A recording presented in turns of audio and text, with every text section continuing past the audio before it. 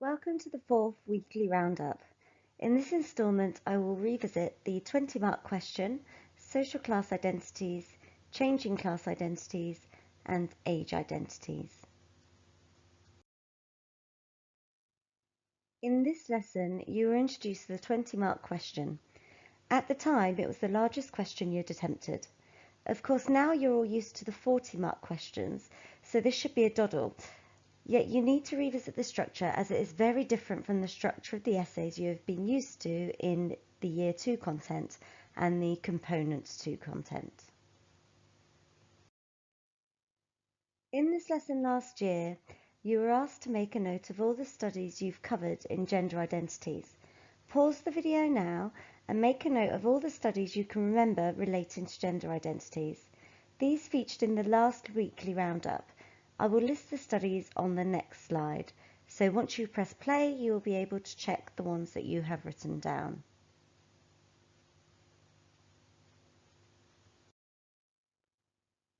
So here are the studies from the gender identities session and the changing gender identities session from the last weekly roundup.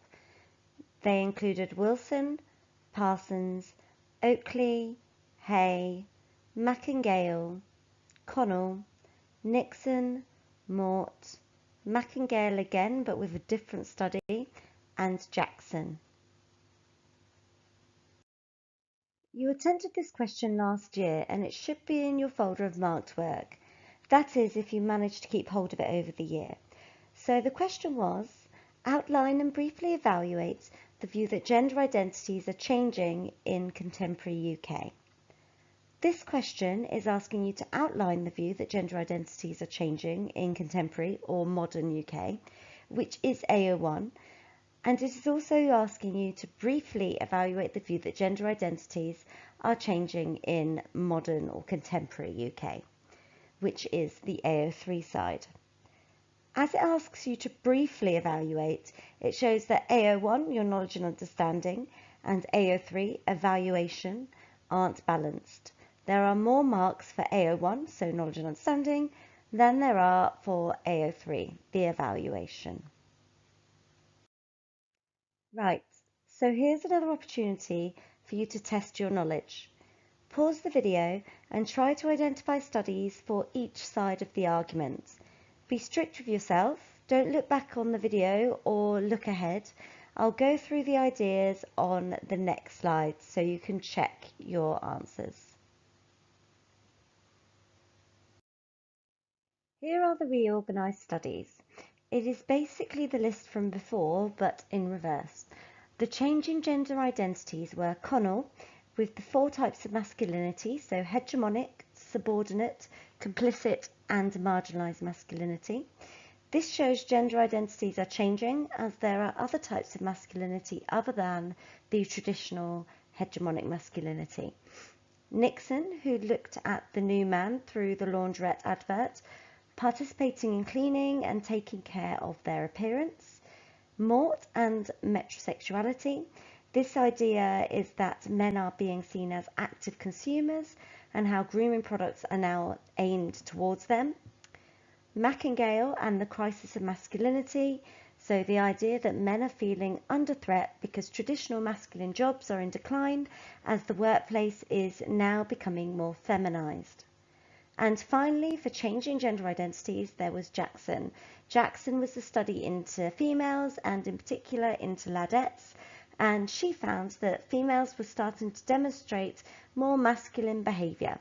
So this therefore supports AO1. So these studies support the view in the question that gender identities are changing. For AO3, we have Wilson, with his idea that men are biologically programmed to be promiscuous in order to have more children, and women are programmed to be faithful. Parsons and his idea of the gender roles in the family, so the expressive role and the instrumental role. Oakley and her study into the family and gender role socialisation, so the idea that children are socialised into traditional gender roles through those 4 notions, so manipulation, canalisation, verbal appellations and domestic or different activities. There's also Hay, who said that girls in the peer group use social control to encourage gender-appropriate behaviour. And finally, Mack and Gale, who said the same for boys, but for boys, their friends help socialise them into the 3 F's in particular, and this reinforces hypermasculinity. Right at the beginning, we were still getting to grips with the assessment objectives, the AOs. You should be familiar with them, but I'll recap just in case. So AO1 is knowledge and understanding. This comes from points which support the view in the question, and AO3 is evaluation, points which go against the view in the question. We'll talk about AO2 in the next slide. As you know, AO2 is application, so that comes from referencing the wording of the question. Remember that you need to explain the link though. So this therefore shows that gender identities are changing because, and then you explain the link. Without the because and the further explanation, it is classed as just lip service, just chucking in the words that you think you need to say. This doesn't give you very much credit because if you're not explaining the link, then there's not any point in it being there. Here's the paragraph structure for the 20-mark question in Component 1, Section A. It's not like our usual PEEL structure, so P-E-E-L structure. This one includes mini-evaluation, so that you demonstrate that your evaluation is sustained throughout your entire answer. So you have point, evidence, explain, link, and then you do your mini-evaluation. You do this in each paragraph within the 20-mark question, but just the 20-mark question in Component 1, Section A. So each of these sections means, so points, so you first of all make your point. Your evidence comes from the study, so the study shows that. Then you explain, so explain the study and include concepts that you have that relate to the study. And then your link. You link it back to the wording in the question, but then, remember from the last slide, you explain that link. This shows this because. And then you have a mini evaluation, so a brief critical point, which can come from a study to show why the previous evidence that you got above may not be true. Here you have the planning sheet. You'll find this in the back of your green booklet from last year. So this shows what you should be including. So you should include 3 AO1 paragraphs, so supporting the question, and you should also have 1 AO3 paragraph, so going against the question. You should finish your essay with a conclusion, so that's point 5 on this planning grid. So in your conclusion, you are explaining whether gender identities are changing or whether they are not changing. You can use evidence from within your question to support your conclusion, and you can also use examples from modern society to back up your point. You need to make sure that you are wording this objectively. You are not writing, I think. You need to be more assertive. Say, it is evident that, and then explain why it shows that. The examiner doesn't want to see opinion, and the exam board are really specific about this when we go in and we have face-to-face meetings about it. You also need to make sure that you aren't just offering a summary. So don't just list off what each study said in your essay. This is pointless and will bore your examiner. They've just read through what you've said, so listing it off again doesn't add to your essay, and it just wastes your own time in the exam, and it also wastes their time when they're marking it. So you want to make sure that you're saying which side of the argument is more convincing and explaining why, offering contemporary examples to help you if necessary, but not saying I think and not listing out all the studies that you've just told them about. Here's an example of how you'd complete a box on the planning sheet, but it's for a different question. So this is a question on sexuality, as you can see here. As you can see, It just has concepts and the study and a very brief reminder of the content of that study. These planning sheets are meant to be brief. You don't want to put lots of information on them, as this isn't realistic planning that you would be able to do in the exam. You need to be practicing in a similar style to what you would be doing in the examination. On the bottom right, you can also see that brief reminder of the structure that you will be writing it in full. So point, evidence, explain, link, and then a mini evaluation.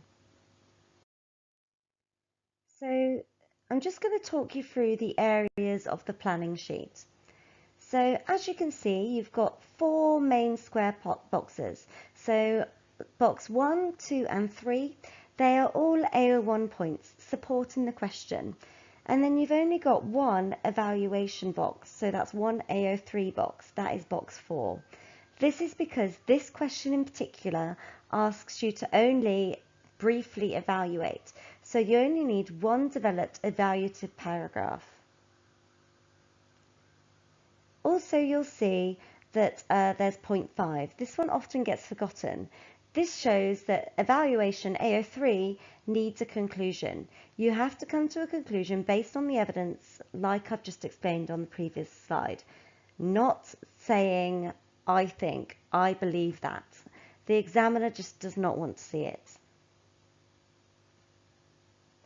On the far right-hand side, you'll see a space for a list of contents. So this is a checklist that you can use after you've done your planning to check that your answer is sociological.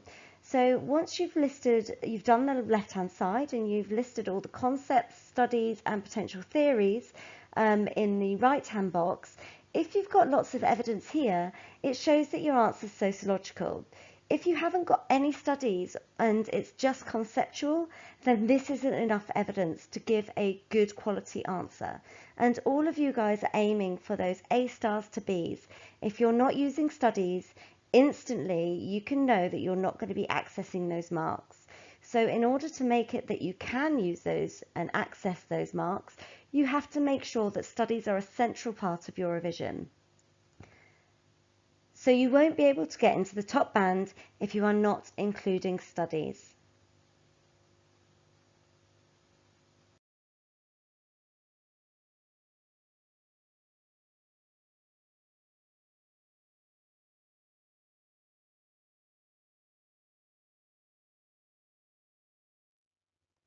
After planning, you then spent time writing your answer. I recommend that you do the same now.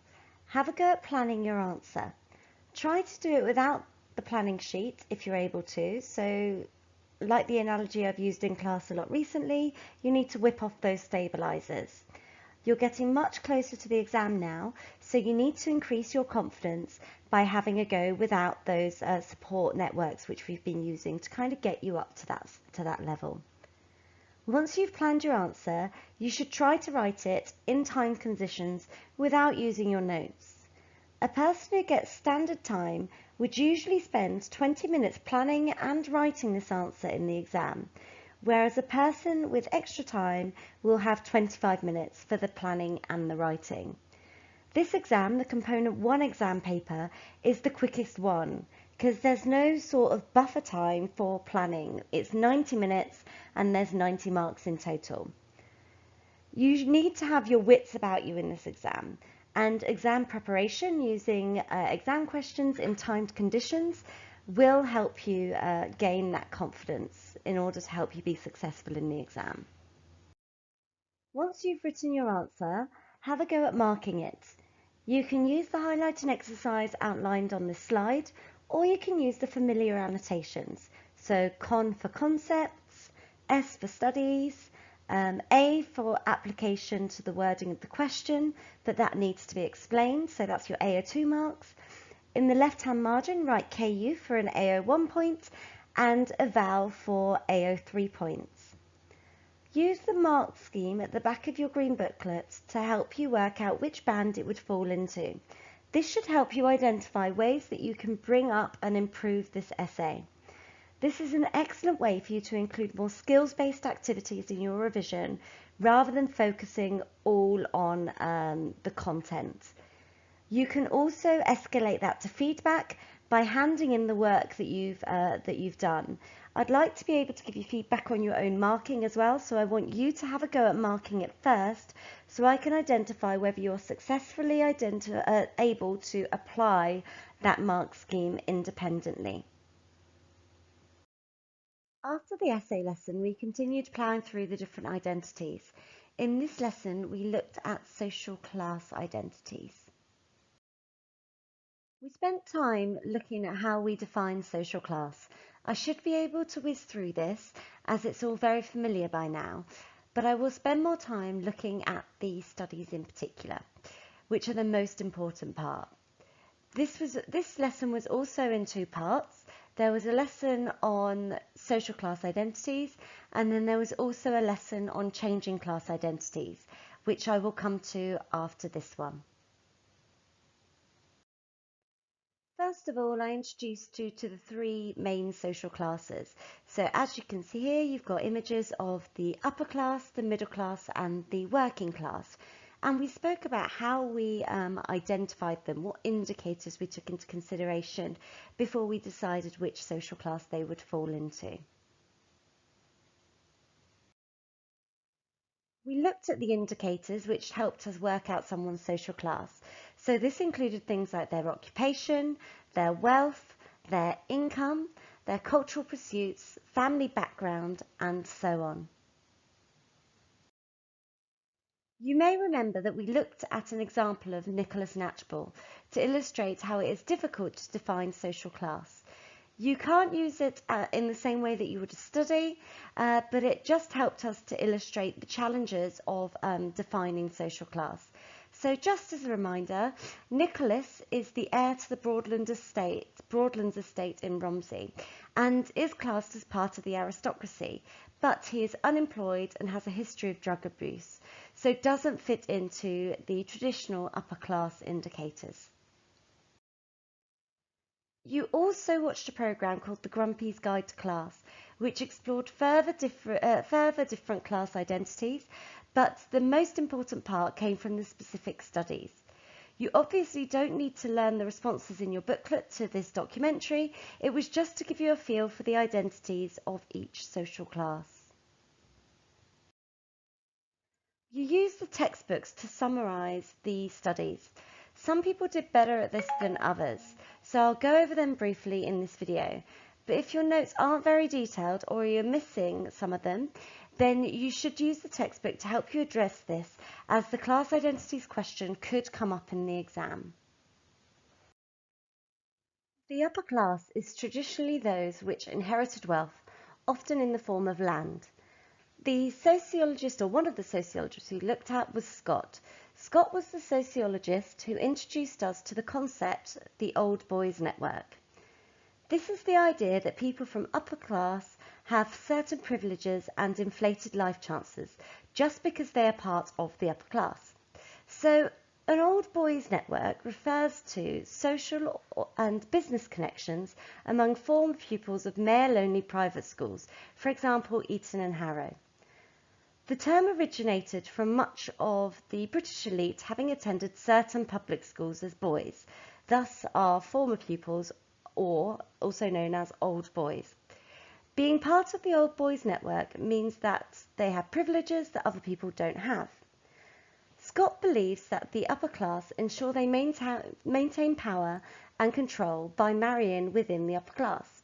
He also found that many of the upper class will try to portray the image of being middle class, even though their background suggests otherwise. This can be said for politicians like Boris Johnson, for example, who attended Eton but still would class himself as being middle class. This can also be seen with the example of Kate Middleton.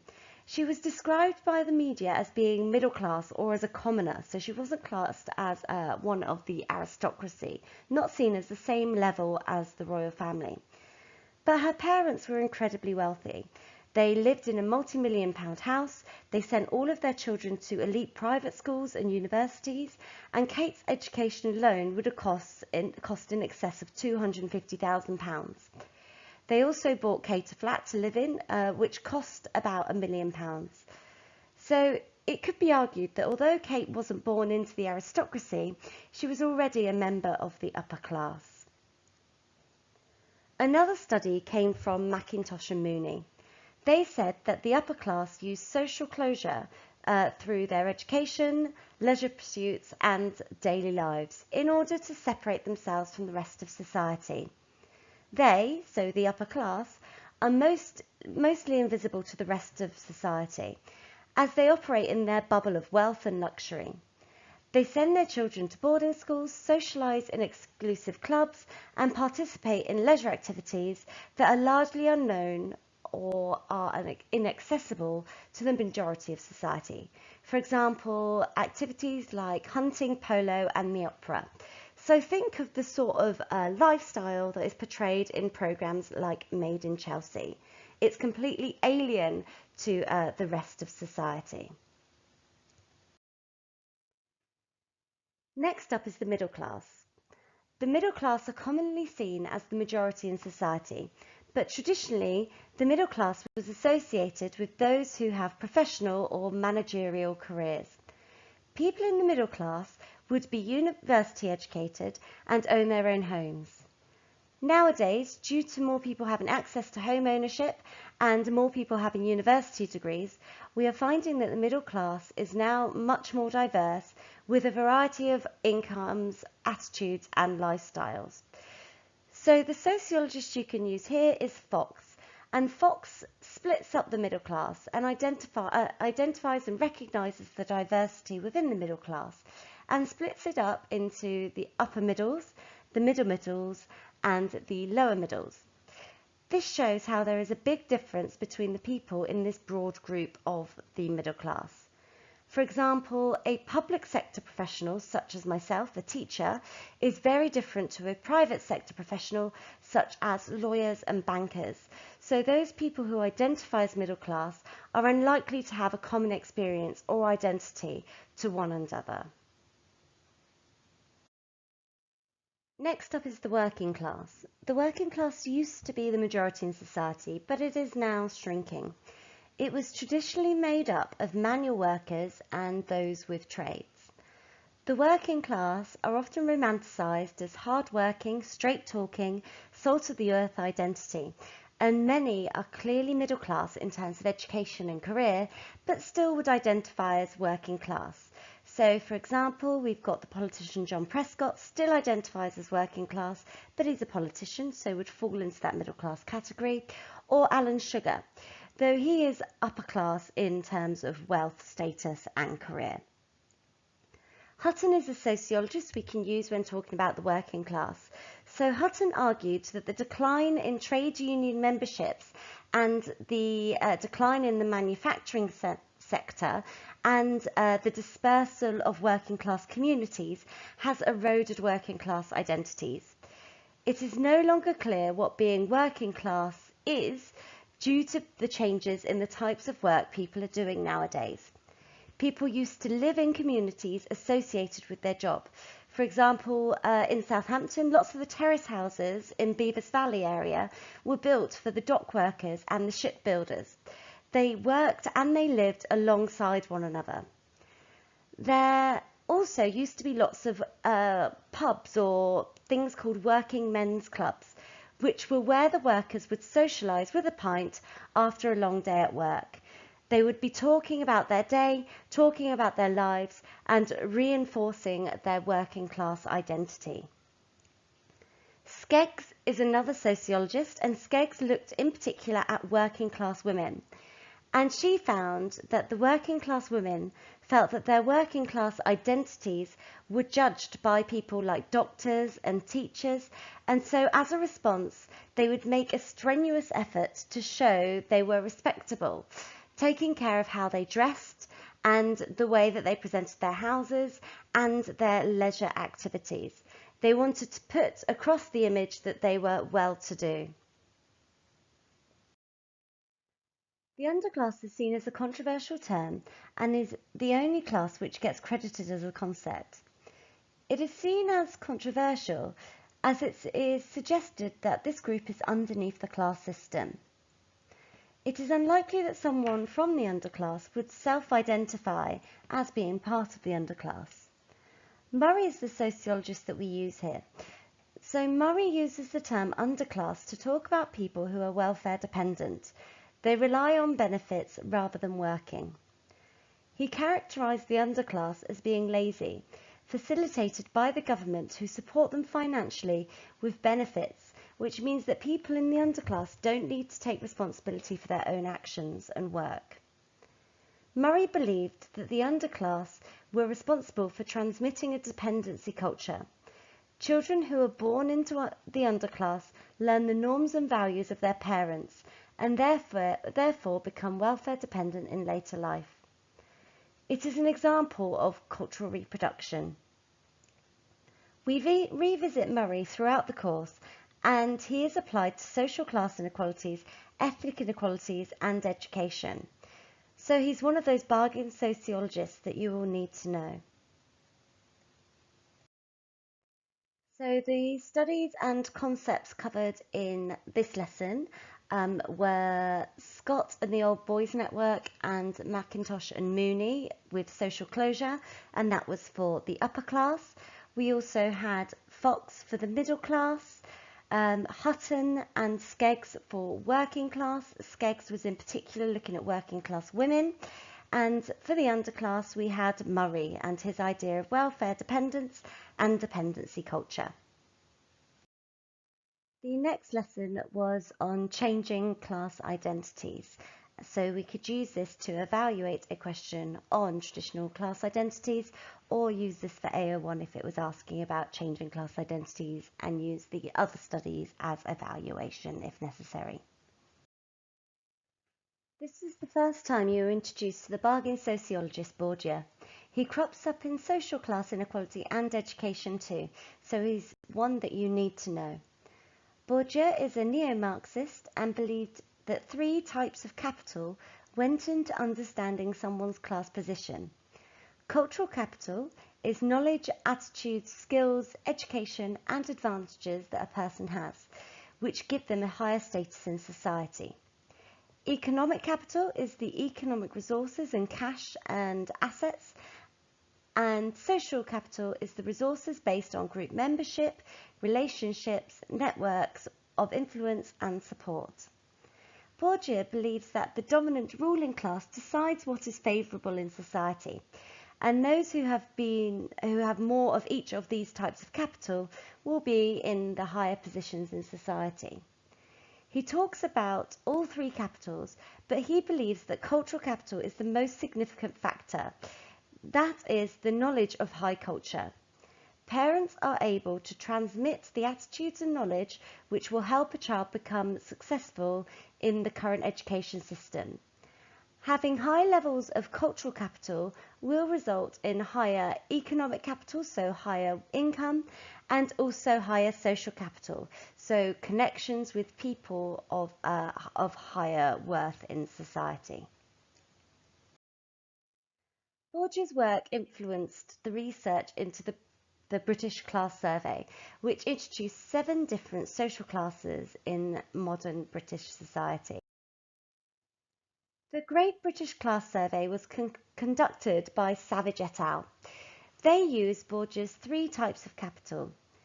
They found that nowadays the class system goes much beyond the traditional idea of the upper, middle and working classes, but now consists of 7 social classes, ranging from the elite to the precariat. You don't need to learn these, but they are on this slide so you can see how the different types of capital manifest in each social class. This study can be used to evaluate the traditional class system, as it suggests that it goes way beyond the 3-class system in current British society. So by all means, pause the video and read through them to recap in your mind what each of the social class consists of. Postmodernists, Pekulski and Waters can also be used when talking about how the class system has changed, how it's moved away from the traditional system.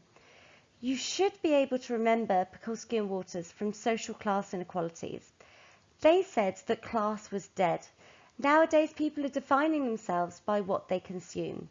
You can construct your identity through products, so we are no longer limited by our social class background.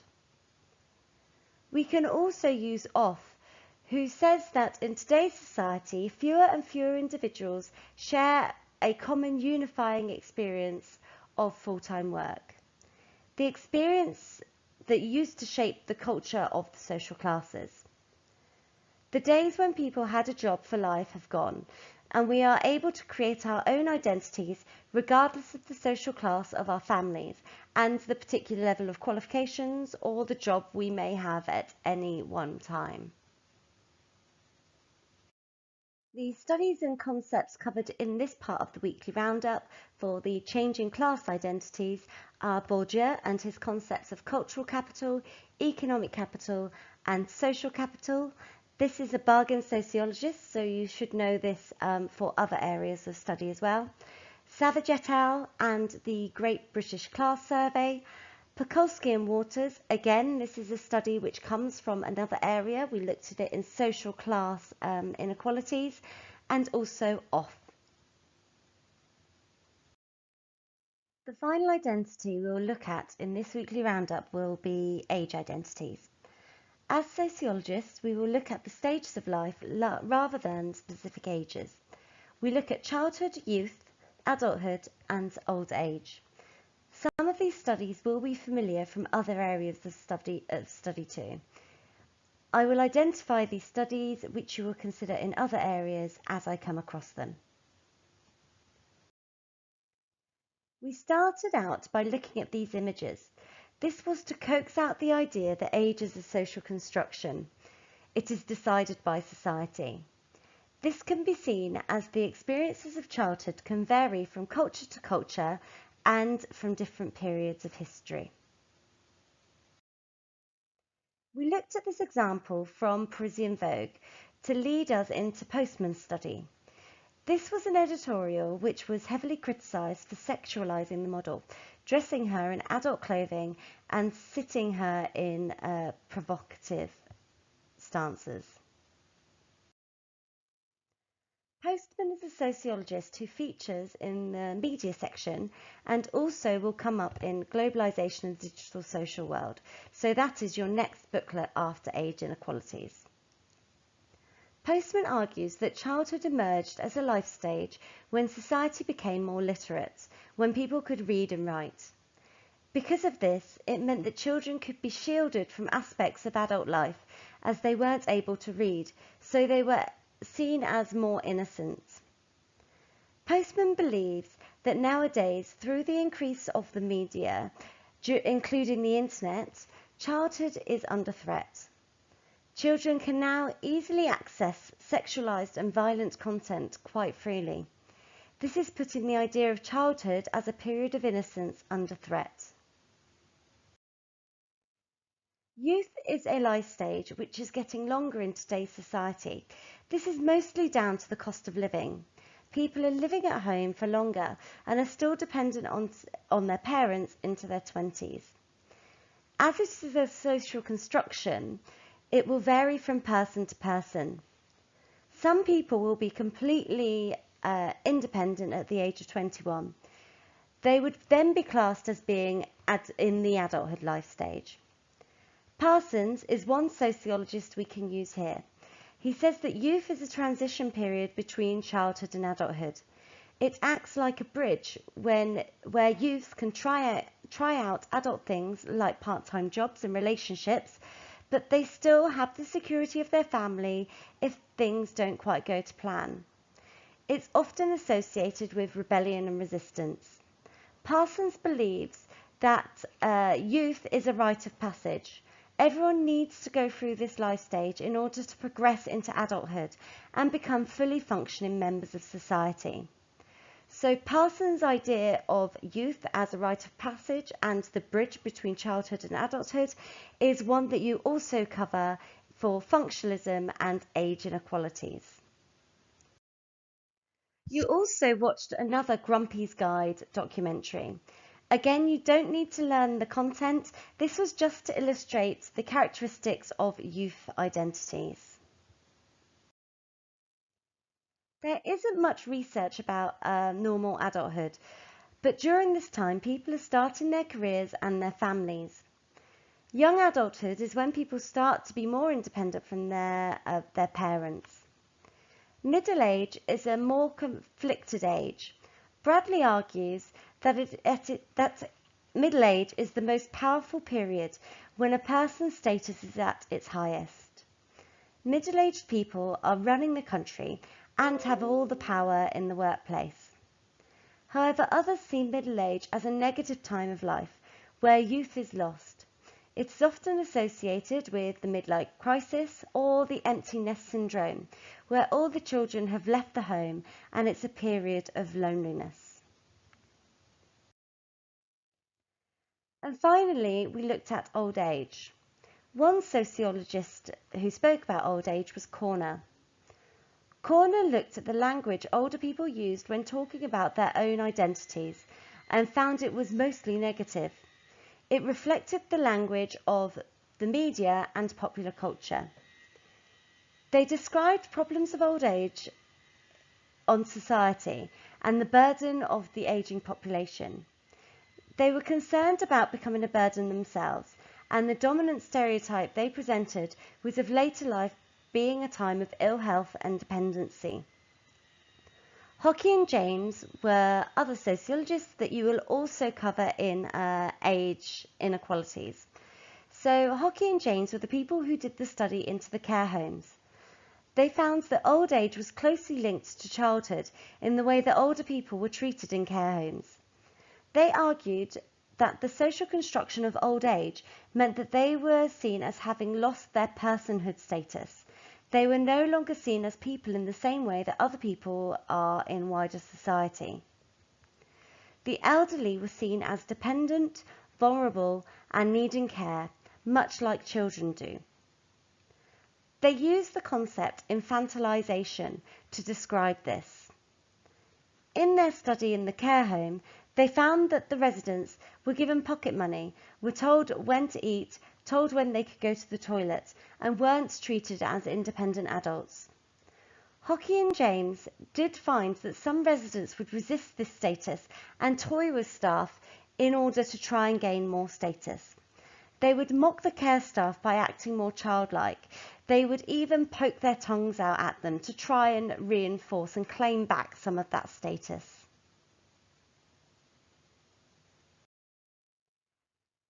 The postmodernists would argue that age identities are changing.